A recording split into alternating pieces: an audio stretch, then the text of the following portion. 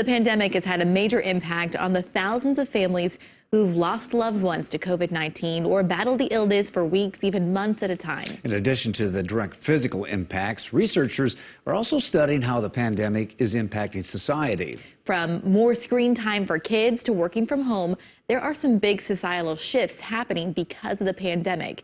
In tonight's Eye on KELOLAND, we take a closer look at how the pandemic is impacting working women.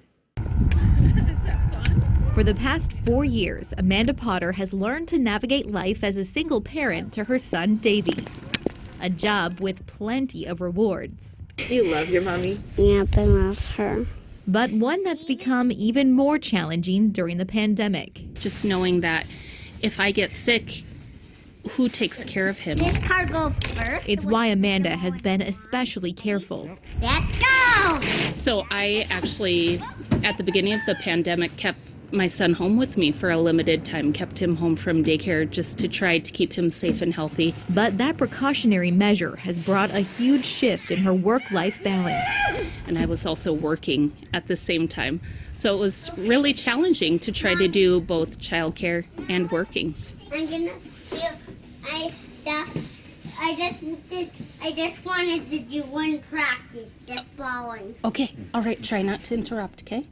Please. Interruptions are a common occurrence in her new work-from-home life. The hardest part was the meetings, and I'm in a very meeting-heavy job, and at first he didn't understand why he couldn't just come up and interrupt or ask me a question or interact with me. Yeah, it's breaking down. At the start of the pandemic, caring for Davey during the day meant working longer, odd hours. I had to end up working more in the evenings and on weekends.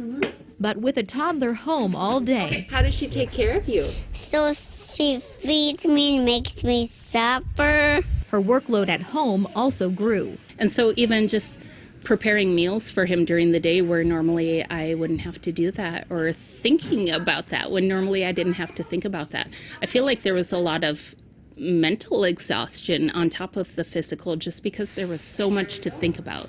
But just to recognize like the energy and the time and the work that goes into, taking care of kids and maintaining a home, I think it has to become less invisible for us to really get a handle on what that's like for women, especially women who are doing it alone without, other support in the household.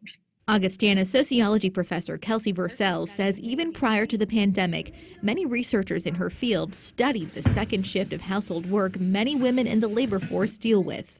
Even in households where both parents are working full-time are doing more of that. That one's your favorite one? While that household labor gap has lessened in recent years, the pandemic has meant some major changes for working women. In September, women left the workforce, not just like their job, their business closed, but left the workforce at 4 times the rate of men. Since school started again this fall, many families are now faced with distance learning.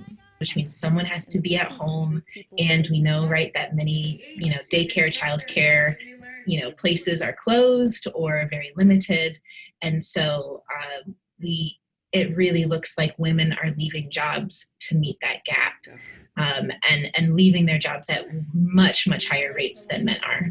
Sometimes I think about daycare and my friends, and I miss them when I leave daycare when it was time to go home. Now Davey is back in daycare, allowing Amanda to focus on working from home, which is getting easier. Just having a really supportive job was key, and having coworkers who were going through the same thing, bosses who were going through the same thing. Professor Vercel says that isn't the case for many working moms. A lot of women are employed in service industry jobs where things like working from home are just not possible. From retail to daycares, service workers and assistants, many fields largely occupied by women are some of the hardest hit by the pandemic and some of the lowest paying jobs. If we're looking at a couple and you have 2 earners in the couple, oftentimes women are making less than what their husbands are making. Vercel says that was likely a deciding factor when faced with the choice of who stays home with the kids.